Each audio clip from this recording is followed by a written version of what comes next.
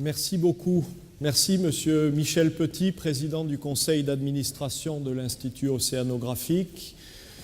Si vous me permettez, comme c'est la première conférence du cycle, je voudrais remercier quelques personnes qui sont présentes dans la salle ici.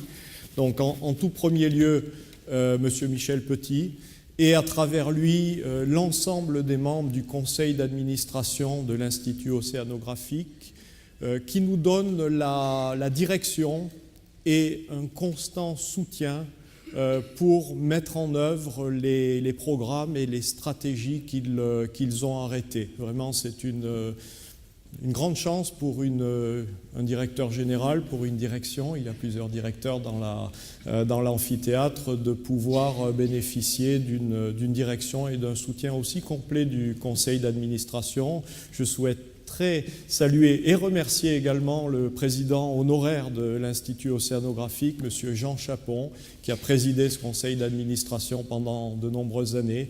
Il y a également dans la salle un ancien directeur général, Jean-Didier Blanchet.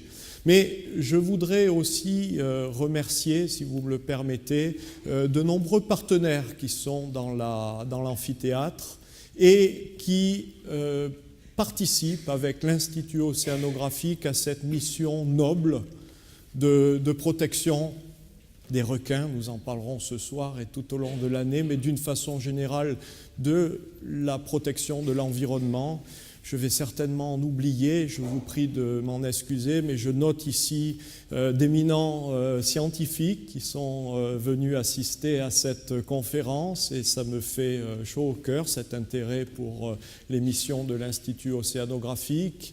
Je voudrais signaler la Fondation Prince Albert II, une fondation qui a été créée par le prince Albert II, donc le prince souverain et régnant de Monaco, l'arrière-petit-fils du prince Albert Ier que nous voyons là-haut et qui a créé ce magnifique institut océanographique et cette maison des océans et cet amphithéâtre pour justement participer à la médiation des informations pertinentes qui concernent les océans. Mais je voudrais aussi remercier, je vois des collègues de France Nature Environnement, je vois des collègues de Shark Angel, je vois des collègues de Shark Alliance, donc tous ces gens qui participent à cette mission, avec lesquels nous échangeons des informations et que je voudrais remercier. Alors, je ne vais pas faire du suspense. Voilà le message que ce soir je vais vous faire passer. Si au bout de l'heure qu'on va passer ensemble, j'arrive à vous convaincre que les requins ne sont, 1, pas si menaçants, 2, qu'ils sont par contre fragiles et menacés, et 3, que c'est ennuyeux parce qu'ils sont utiles, voire indispensables à l'équilibre de nos océans, je pense que j'aurais fait mon travail. Donc s'il y en a qui sont pressés, je sais, il y en a déjà quelques-uns qui m'ont dit qu'ils devraient partir. Voilà, vous avez le message et l'essentiel est là. Alors, aujourd'hui, pourquoi parler des requins ? Ah, vous allez me dire, facile. Les requins, c'est sûr que ça fascine. Mais ce n'est pas que pour ça. C'est bien sûr aussi un peu pour ça, autant choisir un sujet intéressant, mais il y a en 2010, à l'occasion du centenaire du musée océanographique, le prince Albert II m'a demandé, et avait demandé au président Petit, de mettre en œuvre quelque chose que nous appelons la Monaco Blue Initiative. Alors la Monaco Blue Initiative, c'est une petite réunion. Il y a 50, 60 personnes, grand maximum, on la limite, il y a tout le temps beaucoup de gens qui veulent venir, mais on dit non, on ne fait pas que des amis.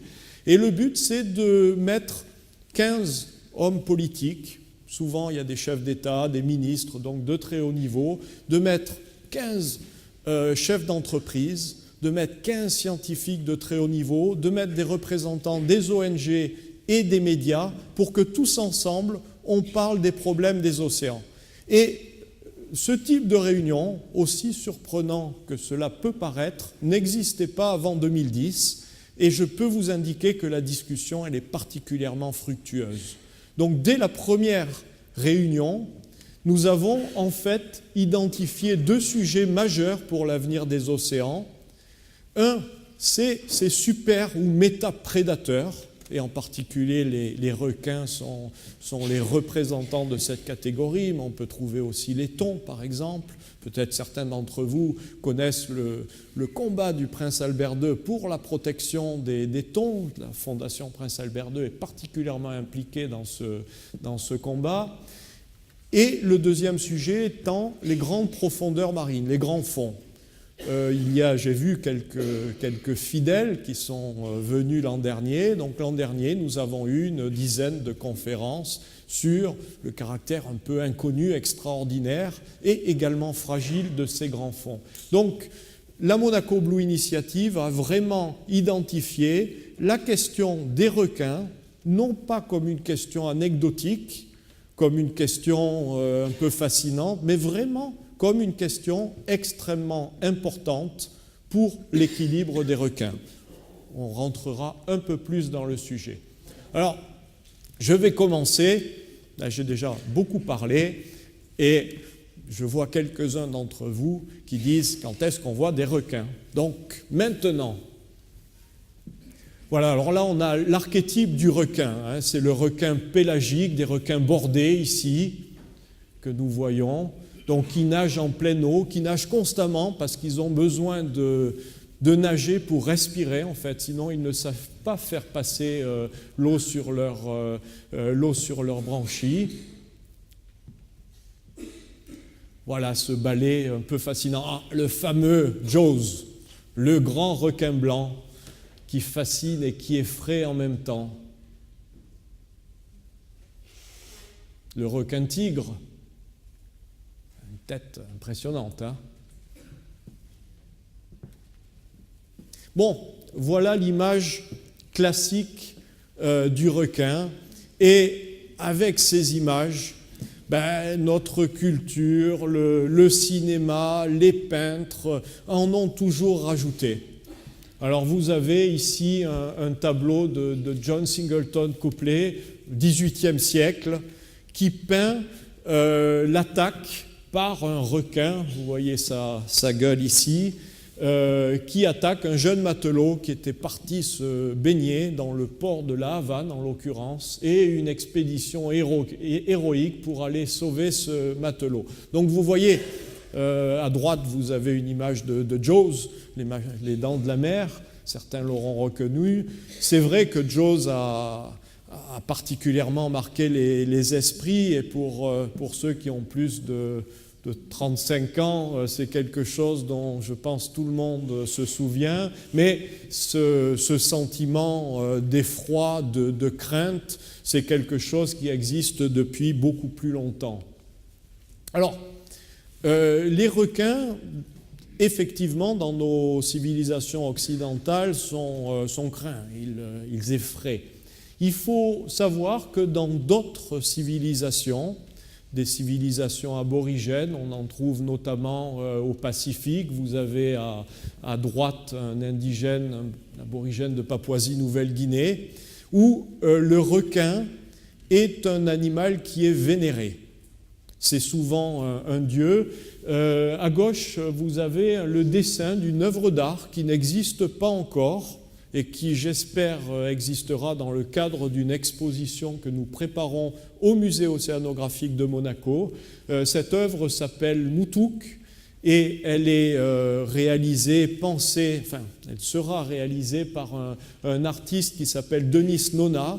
Denis Nona, c'est un artiste aborigène australienne des îles du détroit de Torres. Le détroit de Torres est entre le Cape York, au nord-est de l'Australie, tout au nord-est de l'Australie, et la Papouasie-Nouvelle-Guinée. Donc on a là tout un chapelet d'îles qui sont d'ailleurs menacées par le changement climatique et par la montée des océans, et qui ont, depuis des millénaires, vécu en symbiose avec les océans. Et le requin est un animal qui est vénéré, qui est craint bien sûr, mais qui est respecté. À droite, vous avez un indigène qui fait ce qu'ils appellent le shark collar. C'est-à-dire qu'ils font du bruit avec des calebasses pour faire venir les requins. Et c'est un site initiatique d'attraper, de tuer un requin à la main pour les jeunes adolescents. Alors, toute cette pratique de pêche indigène, de pêche locale, bien entendu, elle est très bonne. Ce n'est pas ça qui menace les requins. Donc, on le voit, des sociétés qui ont une approche différente du requin. Alors, chez nous, on a essayé de comprendre, mais pourquoi avons-nous aussi peur du requin? On le verra tout à l'heure avec des chiffres précis. Les décès par attaque de requin, ça représente beaucoup moins que 10 personnes par an en moyenne. C'est donc totalement anecdotique par rapport aux décès provoqués par toute une série d'autres animaux. C'est quasiment un des animaux les moins dangereux au monde, même si c'est un des plus puissants. Pourquoi cette peur? Là, des sociologues, des philosophes ont travaillé, et ce requin, il y a, je pense, au moins 2 raisons principales à cette peur, à cette crainte ancestrale du requin. D'une part, l'homme est réduit au rang de gibier. Le requin, en quelque sorte, attaque l'homme, on pourrait dire pour manger. On verra plus tard que ce n'est pas tout à fait exact. Et puis, ce requin qui vient d'en dessous. La chasse du requin blanc, il est en dessous, il arrive à toute allure, on ne le voit pas venir et il vient d'en dessous. Alors en dessous, c'est les enfers, c'est ce qu'on ne voit pas, c'est ce qu'on craint. Et ces 2 phénomènes font que le requin est vraiment un animal particulier. Nous n'avons pas aussi peur des lions ou des tigres, et le requin hante l'inconscient populaire. Alors, attention, quand je vous dis qu'il y a très peu de décès provoqués par les requins, c'est à la fois vrai, mais mon message serait tout à fait inexact si je vous disais que c'était des gentils toutous et qu'ils étaient totalement inoffensifs. Non, c'est des super prédateurs fascinants, c'est des vraies bêtes à chasser. On va voir tout à l'heure un peu les différents sens qu'ils ont, mais ce requin blanc est capable de propulser ses 2 tonnes à 5 mètres au-dessus de l'eau pour aller attaquer une otarie. C'est vraiment fascinant. J'ai été plongé avec ces bestioles-là. Je vous avoue que quand elles passent à côté d'elles, vous sentez que si vous les ennuyez un petit peu, elles peuvent vous croquer tout cru. Alors, pourquoi et comment est équipé ce super prédateur, cet avion de chasse? D'ailleurs, souvent, les avions de chasse, dans le cours de la Seconde Guerre mondiale, il les déguisait, il les peignait en requins. Alors, quand au loin, à quelques kilomètres, le premier sens que le requin utilise, c'est l'audition. Et le requin écoute les bruits de la mer, les sons se propagent très bien dans les océans, en particulier les sons très graves. Vous avez eu au mois de novembre une conférence pour les plus fidèles de M. Jean-Georges Malcor, CGG Veritas, la recherche de ressources hydrocarbures par des traitements géosismiques qui provoquent des sons. Le requin est très sensible à ces sons-là. Le deuxième sens qui va prendre le relais, et c'est un sens qui est vraiment formidablement aigu chez le requin, c'est le nez, l'olfaction. Il a une capacité de repérer une densité, une concentration de sang dans l'eau tout à fait infinitésimale qui lui permet pratiquement à 100 ou 200 mètres d'une proie blessée de ressentir son sang. Et ce qui est assez extraordinaire, c'est que non seulement il va le sentir, mais il va être capable de faire fonctionner ses narines en stéréo et de savoir d'où vient la concentration maximale, donc de foncer directement pour se rapprocher de la proie. Cette capacité de faire fonctionner ses narines en stéréo est vraiment extraordinaire. Troisième et quatrième sens, des sens que nous, êtres humains, nous ne connaissons pas. donc je vais avoir du mal à vous expliquer vraiment, mais c'est les lignes latérales ou les cryptes sensorielles. Donc vous voyez cette...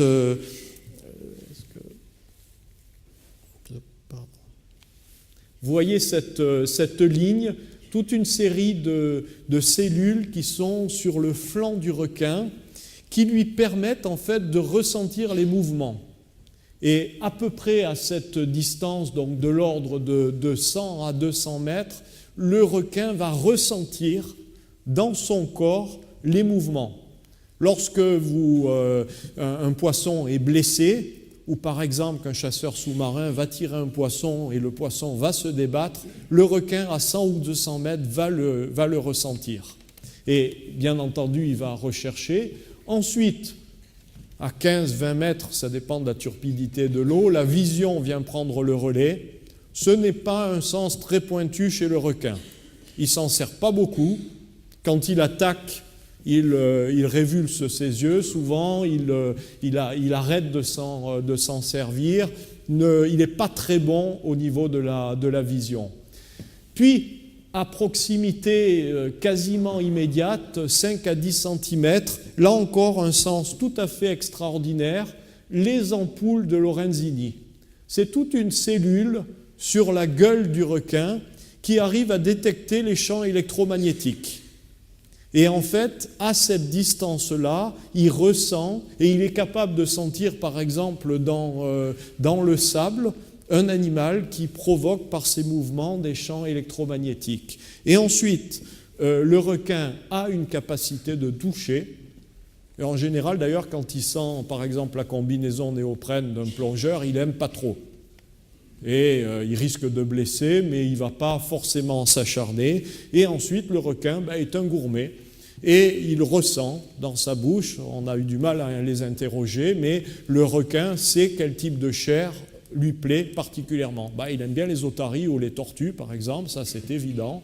Et même s'il blesse ou tue des hommes quelquefois, il est aussi évident qu'il ne raffole pas de la chair humaine et que bien souvent il blesse, mais il ne croque pas, il n'absorbe pas l'être humain. Alors vous voyez donc, ce n'est pas les 5 sens du requin, on en a au moins 8, dont certains qu'on a beaucoup de mal à imaginer, parce que comment imaginer des cellules sur son flanc qui captent les mouvements dans l'eau, on a du mal, mais c'est bien ce que fait le requin. Alors, les dents de la mer, ces fameuses dents de la mer. Je voulais quand même vous montrer ce requin blanc un peu effrayant. Il y a un requin, vous connaissez tous qu'il a des dents qui se renouvellent constamment. Certains requins ont jusqu'à 3000 dents dans la bouche. Quand elles commencent à être érodées, elles tombent. À l'aquarium de Monaco, on trouve assez régulièrement des dents de requin dans les bacs, et puis elles sont remplacées par de nouvelles dents particulièrement aiguisées. J'ai dans mon bureau une superbe dent de mégalodon, cet ancêtre du requin blanc, une dent fossilisée qui doit faire 16-17 cm de grandeur. Autre particularité, la mâchoire du requin n'est pas fixée à l'os, en fait, n'est pas fixée au crâne. Elle est reliée au crâne par des tendons, par des muscles extrêmement puissants, ce qui lui permet de faire sortir sa mâchoire. D'où, pendant longtemps, on a dit, tiens, la gueule du requin, elle est quand même bizarrement placée en dessous de son musée, ça doit un peu le gêner. Pourquoi il n'a pas une gueule qui attrape tout ce qui passe à l'avant? Justement parce qu'il a la possibilité de faire sortir sa gueule et d'absorber. Je vous montrerai une photo amusante des animaux extrêmement gros et tout cru, tout entier. Alors, autre réputation, le requin des chasseurs insatiables. Et notamment, les requins que je vous ai montrés tout à l'heure, les fameux requins pélagiques qui nagent en pleine eau, ils nagent constamment. C'est vrai qu'un requin ne dort jamais, ou alors il ne dort qu'à moitié, que d'une moitié de cerveau, au sens propre du terme, et il est toujours en train de nager. On a tendance à dire qu'il nage pour chasser. C'est absolument faux. un requin mange peu fréquemment. Il mange tous les 2 ou 3 jours, bien sûr ça dépend, il y a plus de 500 espèces de requins, donc je ne veux pas faire de généralité, mais souvent un requin n'a besoin de manger que les 2 ou 3 jours. Mais il nage tout le temps, parce que s'il ne nage pas, il n'arrive pas à faire passer l'eau dans ses branchies, et donc il ne s'oxygène pas. La plupart des poissons ont la capacité, par des mouvements de leur bouche, de faire circuler l'eau sur les branchies. Les requins benthiques ont cette possibilité, ceux qui vivent au fond de l'eau, mais les pélagiques la plupart des pélagiques n'ont pas cette possibilité. Ils doivent constamment nager pour survivre. Un requin n'aime pas être arrêté. Si vous êtes dans l'eau et que vous arrêtez un requin, il ne va pas aimer parce que c'est un sentiment d'étouffement extrêmement fort pour lui. L'autre photo vous prouve en quelque sorte ça. Souvent, les requins sont accompagnés de myriades de poissons. Et ces poissons-là ne risquent rien parce que le requin, il va manger quand il a faim. Il va souvent attaquer un animal qui est plutôt malade, qui est en dehors du groupe des poissons, et ne va pas attaquer ces poissons parmi lesquels il nage. Alors, sauf dans des cas où de food frenzy, où ils deviennent fous. Vous avez certainement vu de superbes images où une bande de requins attaque un ensemble de sardines, et à ce moment-là, ils deviennent fous. Ils mordent tout ce qui passe. Bon, les requins ne sont pas tous des pélagiques, et vous voyez ici un requin tapi. Alors, comme son nom l'indique, il reste tapi au fond de l'eau, vous ne le voyez pas trop, et puis il attend que sa proie passe à proximité. Et sa proie, quelquefois, ça peut être un très gros poisson, et vous avez un petit requin qui est passé pas très loin de ce requin tapi et qui a été, avec le même dispositif de mâchoire qui peut s'ouvrir et se déconnecter de la boîte crânienne, il est en train d'avaler son requin, de le gober en quelque sorte. Une image assez impressionnante. Alors, les requins n'attaquent pas tous et ne chassent pas tous pour se manger, en tout cas pas comme on l'entend. Vous avez le plus gros d'entre eux, le fameux requin-baleine, qui peut aller jusqu'à 20 mètres de long. Vous aurez une conférence sur le mystère des requins-baleines au mois de septembre, absolument, je ne suis pas sûr du septembre, on verra tout à l'heure. Je vous conseille, il y aura un superbe film qui sera montré. Bon, le requin-baleine, il mange du plancton, comme la baleine. Il n'attaque pas, il mange du plancton, mais il en mange beaucoup, je peux vous le dire. Alors, voilà, on a fini en quelque sorte la première partie de la présentation où je vous ai montré quelques caractéristiques des requins. Vous aurez l'occasion, notamment avec un scientifique qui s'appelle Bernard Serré, d'aller beaucoup plus loin, si vous le souhaitez, dans la connaissance biologique des requins. Maintenant, je vais vous montrer, chiffres à l'appui, statistiques à l'appui, que les requins ne sont pas si menaçants que ça. Alors, du fait, et j'ai une grande chance pour vous montrer ça, c'est que pour les requins, nous disposons de statistiques absolument remarquables. C'est très certainement l'animal qui est le mieux suivi au niveau des attaques et des décès. Là où on a des difficultés, c'est quand on veut comparer les attaques du requin avec les attaques d'autres animaux. Mais sinon, je peux vous dire exactement, depuis 1955, je crois, combien il y a eu d'attaques de requins, vers quel type d'individus, des baigneurs, des plongeurs, des surfeurs, par quel type de requin, et s'ils ont provoqué une attaque ou malheureusement la mort. Alors vous voyez, on ne va pas le nier, une augmentation du nombre d'attaques de requins.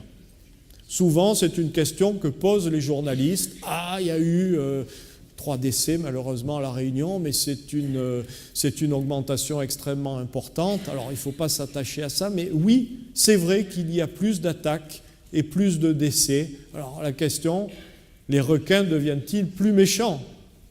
Ont-ils goûté à la chair de l'homme et l'ont-ils apprécié? C'est la question qui nous est posée. On va essayer d'y répondre. Donc vous voyez cette augmentation, nombre d'attaques de requins dans les années 90, donc dans la décennie 90, 50 attaques de requins en 10 ans. Alors, et il y a systématiquement moins, vous le voyez ici, en moyenne, il y a environ 5 décès humains au niveau des requins par an, en tout cas moins de 10. Sur cette petite diapositive, j'ai essayé de vous montrer d'autres animaux. Alors pour rester dans la mer, ce superbe petit coquillage que vous pouvez regarder, je ne vous conseille pas de le ramasser. Dans les eaux tropicales, il est en plus dans des eaux pas très profondes, c'est-à-dire qu'en snorkeling, à 2 ou 3 mètres de profondeur, vous les trouvez, vous les prenez, il s'agit de cônes, hein, vous les prenez, et à ce moment-là, il sort de cette extrémité un dard qui vous injecte un venin, qui a toutes les chances de vous laisser sur le tapis si vous ne pouvez pas vous faire soigner très rapidement. Les cônes provoquent une vingtaine de morts par an, donc à peu près 4 fois plus que les requins. Si on reste toujours dans l'eau, je saluerai Madame Jacqueline Goua, la grande spécialiste des méduses, les méduses, et en particulier les cuboméduses, j'ai vécu en Australie et malheureusement les stingbox, des méduses qui ont une forme de boîte carrée, sont mortelles. La pélagia de la Méditerranée, elle n'est pas agréable hein, quand vous vous faites piquer, brûler par cette méduse, mais les cuboméduses sont, dans quelques cas, mortelles. Les statistiques sont très difficiles à obtenir, et même Madame Goua a du mal à donner des statistiques très précises là-dessus, mais on peut évaluer environ une 50aine de décès provoqués par les méduses par an. Alors si on sort de la mer, finalement on arrive à des animaux beaucoup plus dangereux. Bon, vous voyez ici, crocodile. Il n'est pas tout à fait sorti de la mer, hein, surtout que ça c'est le gros solti, celui qui vit dans les estuaires entre les rivières et la mer. Il provoque environ 2000 décès par an. J'aurais peut-être dû, mais je n'ai pas pu mettre sur ce transparent, d'autres catégories. L'hippopotame, ce pachyderme placide, combien provoque-t-il de décès? Est-ce qu'il y en a quelqu'un qui veut deviner, monsieur?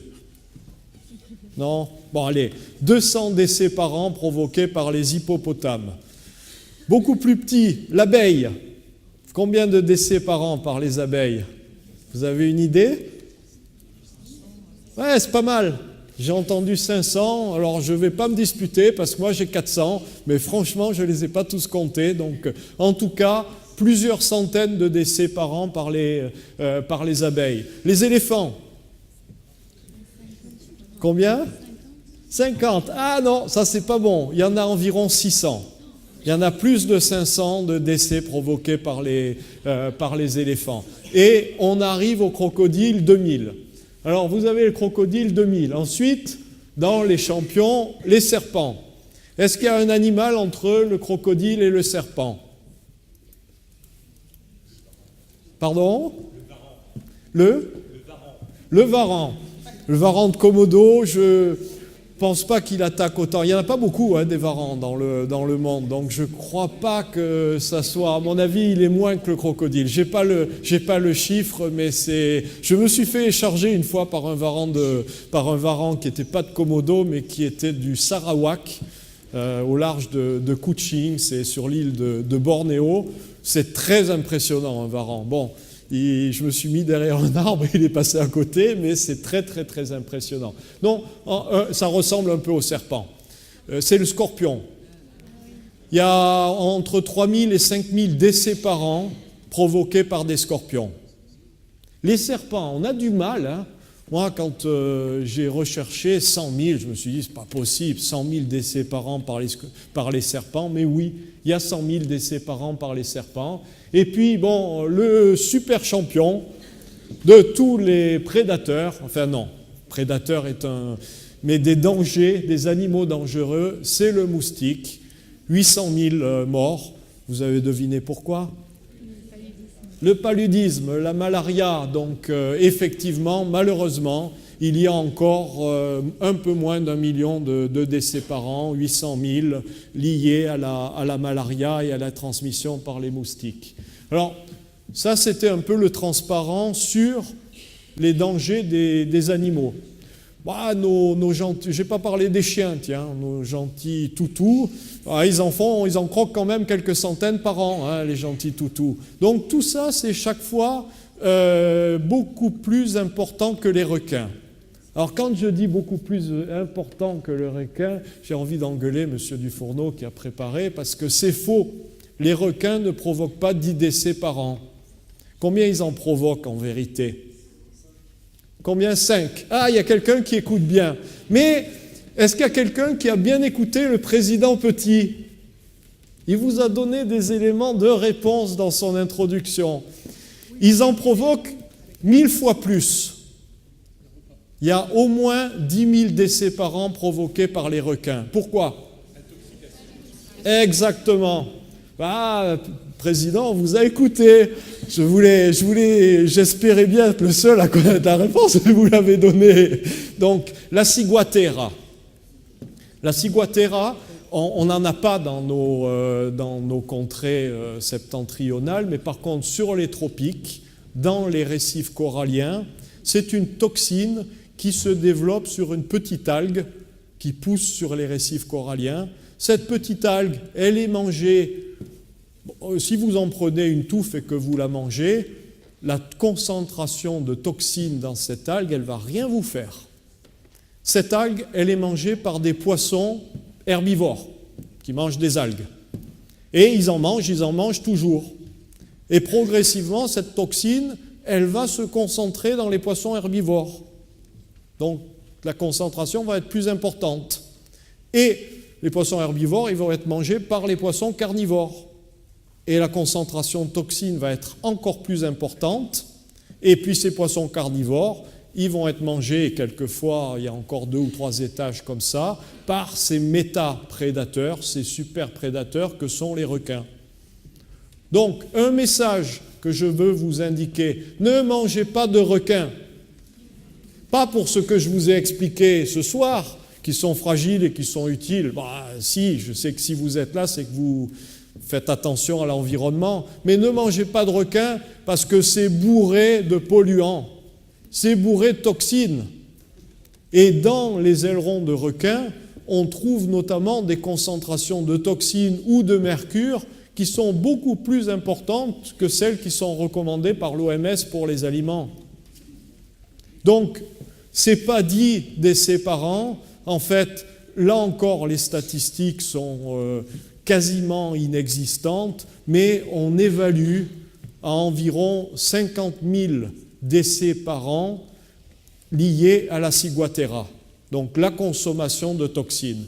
Je peux vous dire que, justement, je travaillais à Bornéo, je me suis non seulement fait, mais je travaillais avec des ouvriers, et un jour, ces ouvriers, il y en avait beaucoup, ont ramassé un requin qui s'était échoué à Kuching, dans la Sungai Kuap, qui est un grand estuaire.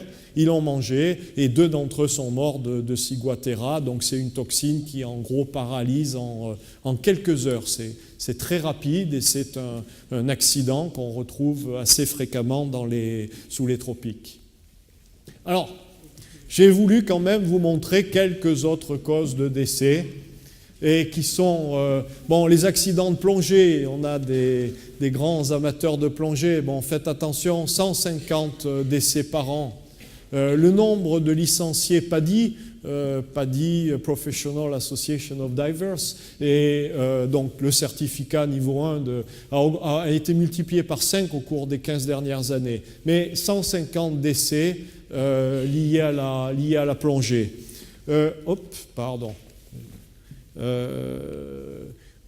Rien qu'aux États-Unis, 40 personnes emportées par les baïnes, par les courants et décédées. On a des statistiques en France, 167 personnes décédées par noyade. En Australie, Il y a beaucoup moins de personnes en Australie, 18 millions, comparé aux 65 millions de Français, mais ils se baignent beaucoup plus et les mers sont assez méchantes, 90 noyades. Voilà, mais ça c'est des... Alors je pourrais parler d'un risque qui est un peu équivalent au requin. On va se promener à la montagne et on est emporté par une avalanche. Il y a une part d'aléatoire là-dedans. Plus de 100 décès par an provoqués par les avalanches. Et les champions toutes catégories, 500 000 décès par an liés aux armes à feu. Bien entendu, vous n'avez pas pu ne pas savoir qu'il y avait plus de 10 000 homicides par arme à feu par an aux États-Unis, mais au total, 500 000 décès provoqués par les armes à feu, 1,2 million par les accidents de la route, et peut-être le plus scandaleux, 1,4 million d'enfants qui décèdent chaque année de diarrhée liée à la consommation d'eau non potable. Alors quand vous voyez ces chiffres, bien sûr, chaque décès provoqué par un requin, c'est une catastrophe. On ne peut qu'éprouver de la compassion face à ce malheur. Pensez à la personne, pensez à la famille, bien sûr. Et chaque cas particulier, c'est un être humain, ça n'a pas de valeur, ça ne se chiffre pas. Mais quand on voit qu'il y a 1,4 million de décès, peut-être que l'argent, il vaut mieux le mettre à essayer de traiter l'eau potable et d'apporter de l'eau potable aux populations et en particulier aux enfants des pays en voie de développement, plutôt que d'essayer de tuer les requins, de les éradiquer, de faire des campagnes pour les pêcher, soi-disant scientifiquement. Je ne sais pas si vous avez des questions sur cette partie-là, mais je crois que les chiffres parlent d'eux-mêmes. Alors, par contre, ces attaques et ces décès par requins augmentent. Et là, on a par exemple des statistiques australiennes qui montrent que les attaques par requins qui étaient dans les années... prenons plutôt les années 50, on voit qu'il y avait une quarantaine d'attaques par requin, sont passées au début du XXIe siècle à plus de 100 attaques de requins. Alors pourquoi ça ? Les requins se vengent-ils contre l'homme ? On m'a dit ça. C'est pas tout à fait ça. Non, vous avez la réponse ici. La population australienne, qui augmente énormément, à la fois par croissance propre et aussi par migration, qui est pratiquement une population qui ne vit que sur le bord du littoral. Il n'y a personne en Australie au milieu, ou très peu de personnes statistiquement. Donc c'est des gens qui sont susceptibles de se baigner, de faire du surf. Ils aiment beaucoup ça. Et donc on voit qu'en fait, quand on divise le nombre d'attaques par le nombre de millions de personnes, c'est à peu près constant. Et on ne voit pas ce nombre d'attaques. Donc très clairement, oui, il y a plus d'attaques de requins. Les requins, il y a certainement des causes. On a vu quelquefois que les requins deviennent plus agressifs quand on leur enlève leur zone. Les requins viennent plus fréquemment chasser à proximité d'endroits où, par exemple, il y a eu des abattoirs. Bien sûr, ils sont attirés par le sang, par les entrailles des animaux qui sont quelquefois rejetés à la mer sans traitement. Les requins, bien sûr, ils sont aussi impactés par les changements climatiques, c'est-à-dire qu'on voit de plus en plus de requins tropicaux fréquenter des eaux septentrionales. Donc il y a beaucoup de raisons, mais la plus simple, la plus claire et la plus évidente, c'est l'augmentation des personnes qui vont se baigner, qui vont en vacances sous les tropiques. Les tropiques, pourquoi les tropiques ? Parce que c'est là où il y a beaucoup de requins et il y a aussi beaucoup de personnes qui vont se baigner là-dedans. Donc augmentation du nombre d'attaques. Il est clair qu'il faut faire attention. Alors, requins, j'ai essayé de vous le montrer, pas si menaçants, mais des requins qui sont exploités et qui sont menacés. Alors certaines personnes, quand ils voient les requins attaquants, disent « un bon requin, c'est un requin mort ». Il y en a d'autres qui disent aussi « tout est bon dans le requin ». Et on va vous montrer, alors le fameux galucha. on s'est aperçu que la peau de requin, c'était assez extraordinaire, avec ces petits, c'est pas des écailles, hein, c'est des petits, comment on dit, bon, qui est très particulière quand on la ponce et quand on la traite, on a ce galuchat et qui a été très prisé dans le siècle précédent notamment. On utilisait aussi de la peau de requin comme toile émeurie, parce qu'elle est extrêmement... elle gratte, et ces petites écailles peuvent blesser notamment. Alors sinon, bien entendu, cet animal fascinant, on lui a prêté toutes sortes de vertus, et en particulier à différents systèmes. Alors la tête, ça n'existe plus tellement, mais il y a un siècle de cela, les gens mangeaient de la cervelle de requin. Ils pensaient que ça donnait virilité, bonne santé, etc. Aujourd'hui, c'est le foie. Et en particulier, pas de chance pour les requins des profondeurs, le foie des requins des profondeurs. Alors on fabrique du complexe huile de foie de requin, des petits granulés qui sont supposés être des compléments alimentaires qui apportent bonne santé. Rien n'a jamais été prouvé, si ce n'est que le requin est un animal fascinant et qu'en mangeant une partie de ce requin, on pense récupérer une partie de sa santé. Plus concrètement, le foie de requin est aussi utilisé pour fabriquer du squalane, qui est un produit qu'on trouve souvent dans les crèmes hydratantes et qui permet l'absorption de ces crèmes par la peau.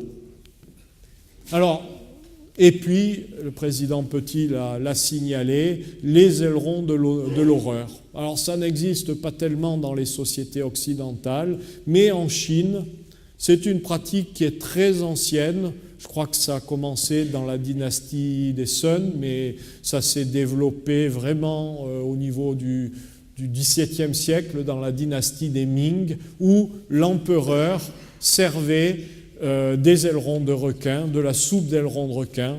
Alors l'histoire est...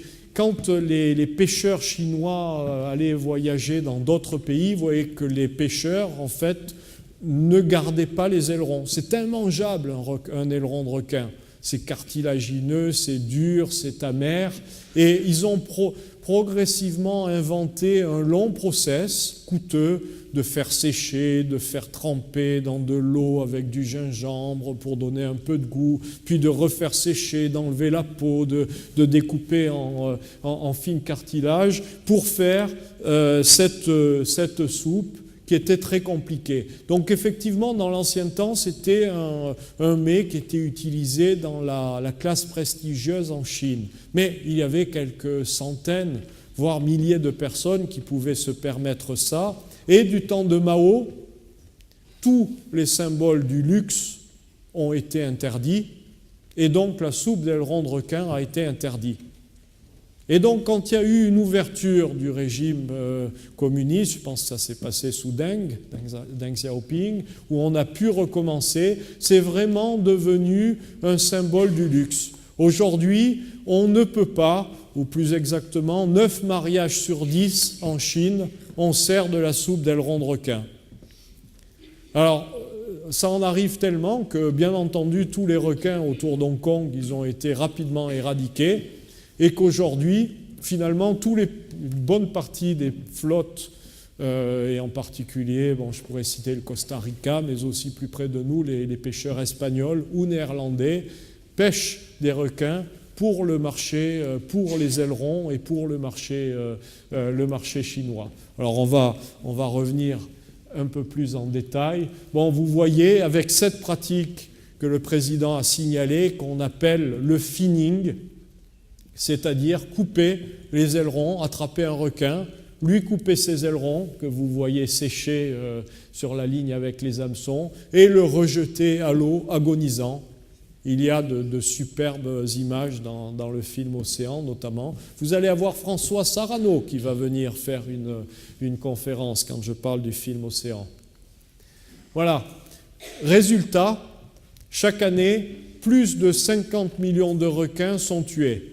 Alors, là, il y a des discussions, quelques-uns disent 70, d'autres 90, d'autres 100. Bon, moi, je suis à peu près sûr de moi. Je vous dis plus de 50 millions parce qu'on ne tient pas la statistique des requins tués par l'homme.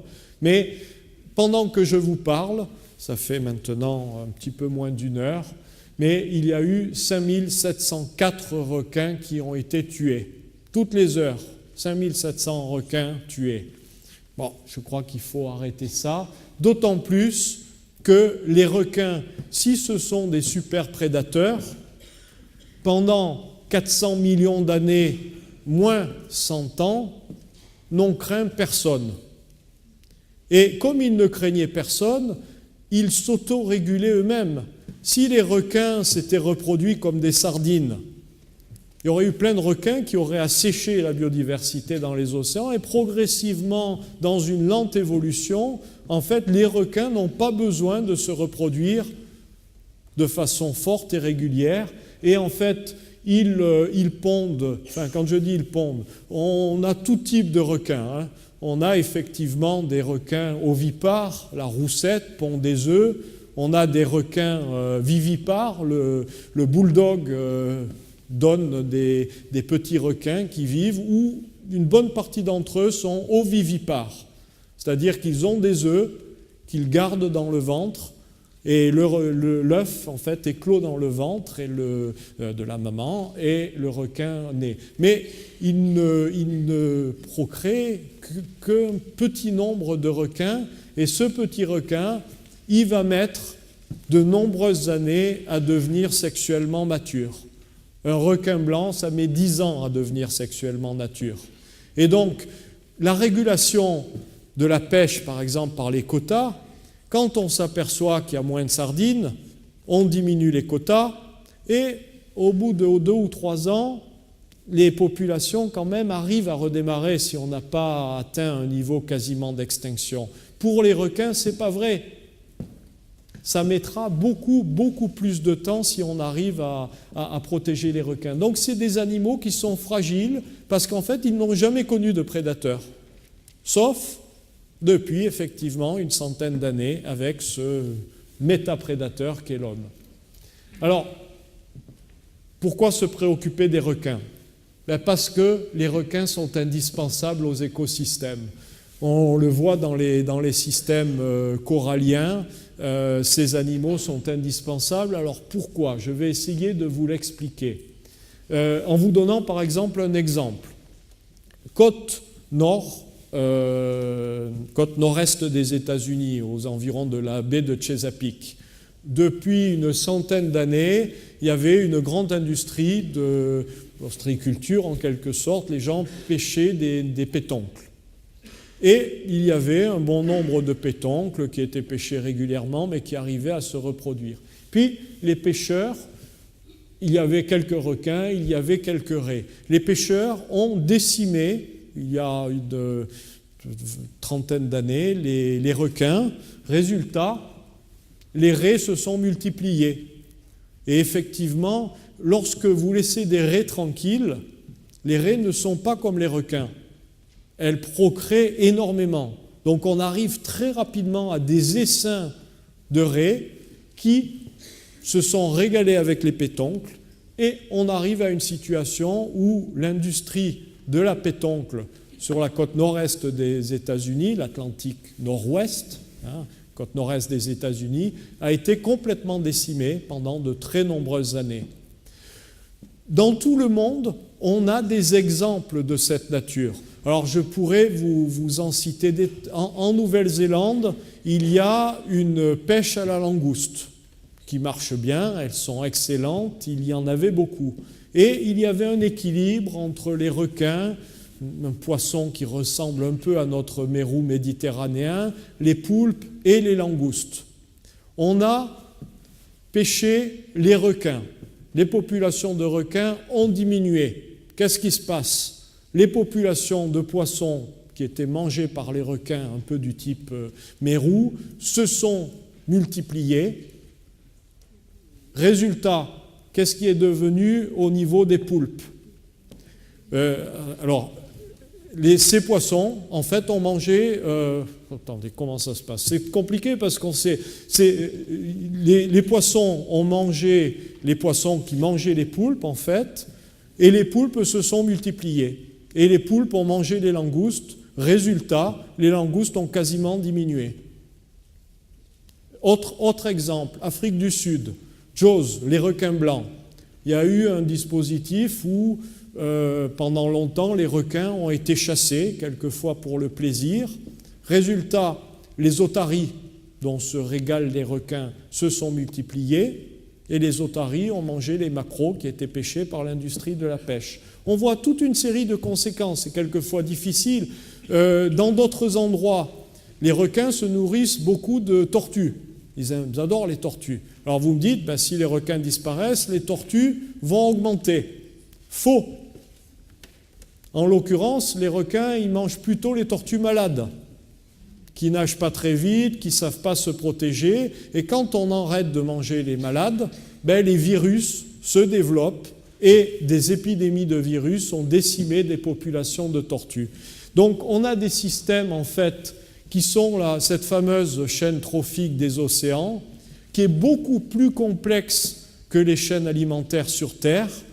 Et en fait, la chaîne alimentaire sur Terre, elle est presque gouvernée par le bas, par la croissance des céréales, des végétaux, alors que dans les océans, elle est gouvernée par le haut, par les métaprédateurs. Et si les métaprédateurs diminuent, à ce moment-là, avec des conséquences en cascade, toute la chaîne est dérangée. Et on le voit ici avec une diminution, en fait, dans le passé, un grand nombre d'espèces. Aujourd'hui, à cause de la pêche, beaucoup moins d'espèces. Et demain, alors là encore, la recherche scientifique n'a pas encore assez étudié ces choses-là. Il faut étudier ces scénarios de la biodiversité.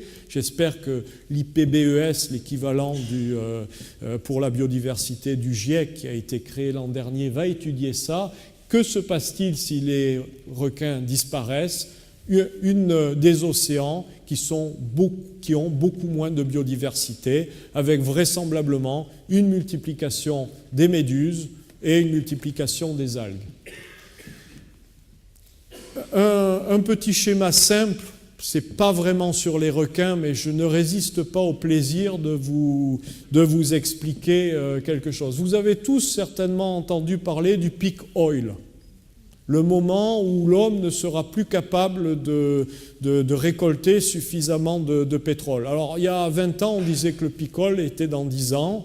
Il y a 10 ans, on disait qu'il était dans 10 ans. Aujourd'hui, on dit qu'il est dans 10 ans. Et on trouve toujours de plus en plus de réserves d'hydrocarbures, en particulier en ce moment les gaz de schiste, ce qui fait que ce peak oil, il est constamment repoussé. Mais si le peak oil, il est repoussé, le peak fish, lui, il a été atteint en 1996. Alors le peak fish, c'est le moment qui est représenté par par cette courbe en bleu où l'homme n'a pas été capable, donc en 96 à peu près, de récolter plus de poissons dans les océans, plus de poissons sauvages. Cette courbe ne tient pas compte de l'aquaculture, bien sûr.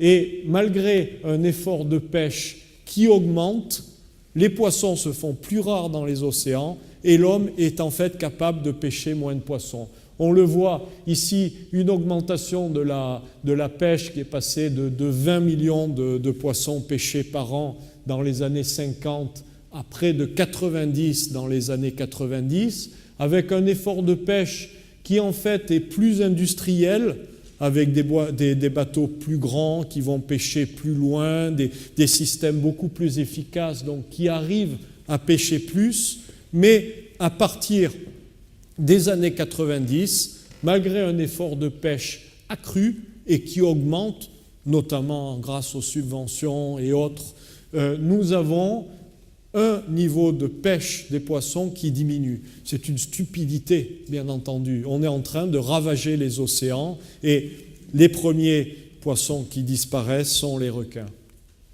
On voit ici une soupe de méduses dans les filets. Donc ce raisonnement, il n'est pas que théorique. Il a existé, c'est notamment là en mer Noire où ce type de grande méduse, à un moment, s'est développé de façon extrêmement importante. Alors, sans les requins, ce que j'ai essayé de vous montrer, c'est que c'est tout l'équilibre des océans qui est menacé. Mais je ne voudrais pas terminer ça sans quelques lueurs d'espoir, avec d'autres types d'activités économiques, notamment d'aller nager avec les requins.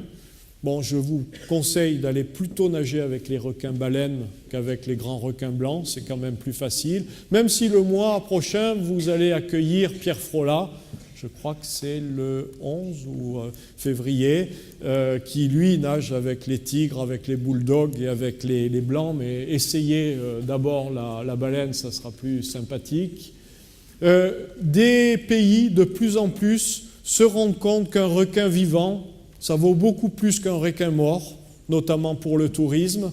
Et là, je signe avec le président des Palau, Johnson Turiabong, un Shark Corner au musée océanographique. Et Johnson Turiabong s'est rendu compte en 2009 que son ministre des Finances lui proposait de signer avec la pêche japonaise des permis pour pêcher les requins des Palau. Et ça lui rapportait 2-3 millions par an. Mais il s'est dit, si je laisse exterminer les requins, je vais perdre mon industrie touristique, notamment les Palau, c'est un des paradis des plongeurs.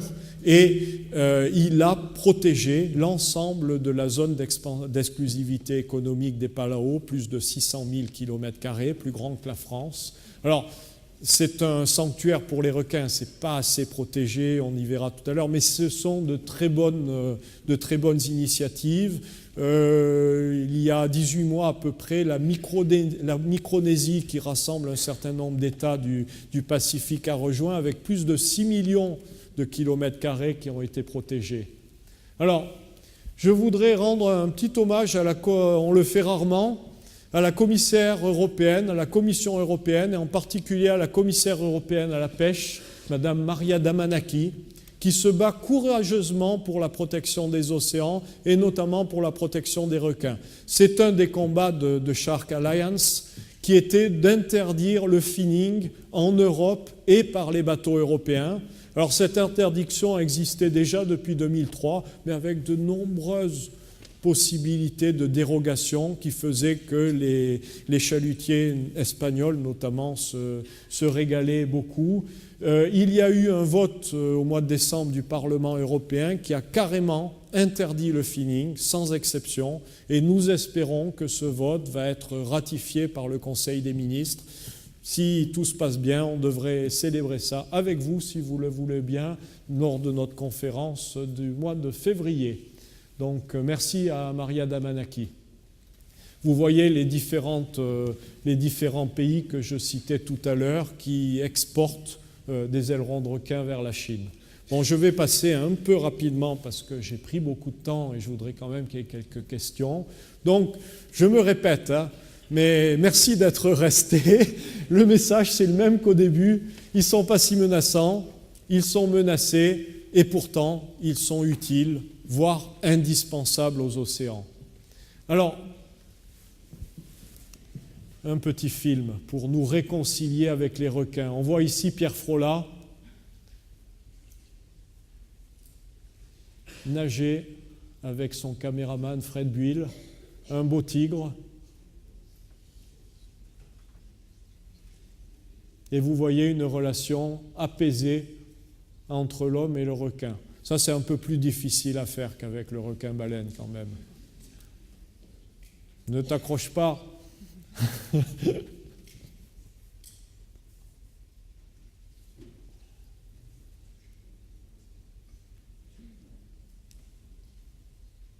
Bon, Pierrot est quand même champion du monde d'apnée, hein. Il a été 4 fois. C'est pas donné à tout le monde. Pour les dames, c'est aussi un beau garçon. Vous pouvez revenir le mois prochain. Voilà. Donc 2013, ça sera l'année des requins à l'Institut océanographique par différentes actions. Je vais prendre encore 5 minutes de votre temps pour vous les présenter. À partir du printemps, en tout cas on sera prêt pour l'été, si vous venez nous voir à Monaco, vous verrez une superbe exposition sur les requins. Alors il y en a pas mal des expositions sur les requins, moi je les ai quasiment toutes faites parce que je suis passionné par ça. J'ai souvent quand même été déçu parce que je n'ai pas souvent trouvé beaucoup plus que ce que je peux trouver sur Internet. De belles photos, de belles explications. Et ce qu'on essaye de faire au musée océanographique, c'est de vous fournir des choses que vous ne pouvez pas trouver sur Internet. Et notamment, on vous demande de travailler, on vous demande d'agir et on vous demande de ressentir. On joue notamment sur vos émotions, sur votre travail. Vous aurez des jeux où il va falloir vous mettre dans la peau d'un requin pour échapper aux différents pièges. Mais on va vous permettre de voir des requins dans notre grand bac aux requins, des requins pointe noire, des requins nourrices, des requins gris. On est en train d'augmenter la population de nos requins progressivement dans notre bac. Et puis, je crois que l'attraction phare, c'est en train d'être fabriqué au Japon. Ça sera une première mondiale. C'est un bassin caresse pour les requins. Pour aller au-delà de cette crainte du requin, on va vous proposer de vous retrousser les manches et de les plonger dans le bac aux requins pour les caresser. Donc on est en train d'acclimater et d'habituer un peu un certain nombre de requins, notamment des requins pyjama, à accepter la caresse, voire à venir la chercher. Et vous aurez cette possibilité au musée océanographique. Donc l'exposition va rester pas mal de temps. Donc même si vous revenez en fin 2013, ça sera bon aussi. Alors, je suis en train, avec mes collaborateurs, d'écrire un livre. Là, vous voyez, c'est une collection de découvertes et de vulgarisation. Nous avons fait un livre sur la Méditerranée, petite fascicule sur les méduses. Je peux dire qu'on travaille avec Madame Goua sur un autre livre sur les méduses. L'an dernier, on a sorti ce livre sur les grands fonds, Voyage dans un monde inconnu. Et là, nous travaillons donc sur ce livre, Requins au-delà du malentendu. Mais ne l'achetez pas, parce qu'en gros, vous trouverez la même chose que ce que je vous ai dit ce soir. Bon, ça sera un peu plus détaillé. Alors, je citais tout à l'heure nos grands partenaires, la Shark Alliance qui s'est mobilisée contre le finning, et toutes ces personnalités et bien d'autres. J'apparais ici, un peu penaud devant le bac aux requins du musée océanographique pour témoigner pour la protection des requins, de même qu'un grand nombre de parlementaires, d'hommes politiques qui se sont engagés avec nous pour la protection des requins. Merci à Shark Alliance. Poursuivre l'action avec la Fondation Prince Albert II, Conservation International, qui s'implique dans la réalisation d'une aire marine protégée. On a parlé tout à l'heure au Palau, Helen Reef, le récif Helen. L'Institut océanographique va également les rejoindre pour aider les Palau justement à mettre en œuvre cette aire marine protégée. Nous allons travailler avec des scientifiques, un atelier international, justement pour travailler sur les scénarios de la biodiversité. Que se passerait-il? Quelles seraient les conséquences économiques d'une disparition des requins? Si vous passez sur Monaco au mois de juillet et août, venez nous rejoindre le mercredi soir. C'est toujours le mercredi soir, le jour des enfants, on aime bien.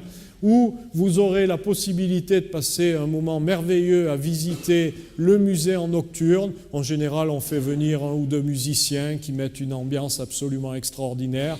Vous pourrez aller sur la terrasse, boire un petit coup, fumer, parce que sur la terrasse, c'est possible, et puis peut-être voir les feux d'artifice de Monaco, mais vous pourrez aussi assister à des conférences comme celle de l'Institut océanographique. Donc les conférences de l'Institut océanographique, un petit teaser, un petit exciteur pour vous donner envie de revenir.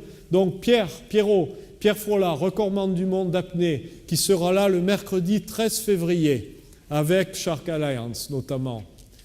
Le 10 avril, nous aurons François Sarano, le conseiller scientifique et le caméraman du film Océan, fondateur de l'association Longitude 181. Des images absolument formidables qu'il vous montrera. Au mois de juin, Bernard Serré, ceux qui s'intéressent un peu à la science et aux requins aujourd'hui le connaissent, c'est le pape, le requinologue français. Ça fait 30 ans, 40 ans qu'il se passionne pour les requins, donc vous aurez là un biologiste absolument formidable qui viendra vous donner des éléments très précis. Le 11 septembre, je vous l'avais mentionné tout à l'heure, le film « Le mystère des requins-baleines » qui sera présenté ici et qui sera commenté par René Euzet, Alexis Rosenfeld et Michel Velli. Ensuite, le 9 octobre, parce qu'il faut en parler, on va inviter Édouard Lebar de MSC, Marine Stewardship Council, qui est un institut qui labellise la pêche durable, de manière à essayer de consommer des requins. Il ne faut pas se priver de cette ressource de protéines, mais à le faire de façon durable. Et qui sera aidé, on fait rentrer le loup dans le lieu, mais c'est bien, par Auchan, Jacques Le Cardinal, responsable des produits de la mer, qui va nous expliquer comment Auchan propose des produits de la mer, mais essaye de faire de façon durable. Le 13 novembre, alors une conférence superbe, un débat entre Nicole Oceda, qui est la présidence de Shark Alliance en France, et Yann Perras. Yann Perras est un rescapé d'une attaque. Et je crois qu'il allait avec sa famille au Venezuela. Il était sur sa planche de surf, il laissait traîner son pied et tout d'un coup, il a senti son pied aspiré par un requin. Il a perdu son pied et la moitié de son mollet. Aujourd'hui, il arrive, il est appareillé, il fait du sport, mais progressivement, il a compris et il s'est impliqué dans la protection des requins. C'est un truc vraiment, je pense que ce sera extrêmement intéressant. Dernière conférence de l'année, requins et tourisme durable, où on verra ces nouvelles utilisations des requins avec Patrice Petit-Devoise, président de la commission environnement et biologie, et Osman Hersen, le directeur de Blue Lagoon. Voilà, il me reste à vous remercier pour votre longue attention et à vous proposer d'échanger et d'avoir un dialogue et de répondre à vos questions si vous en avez.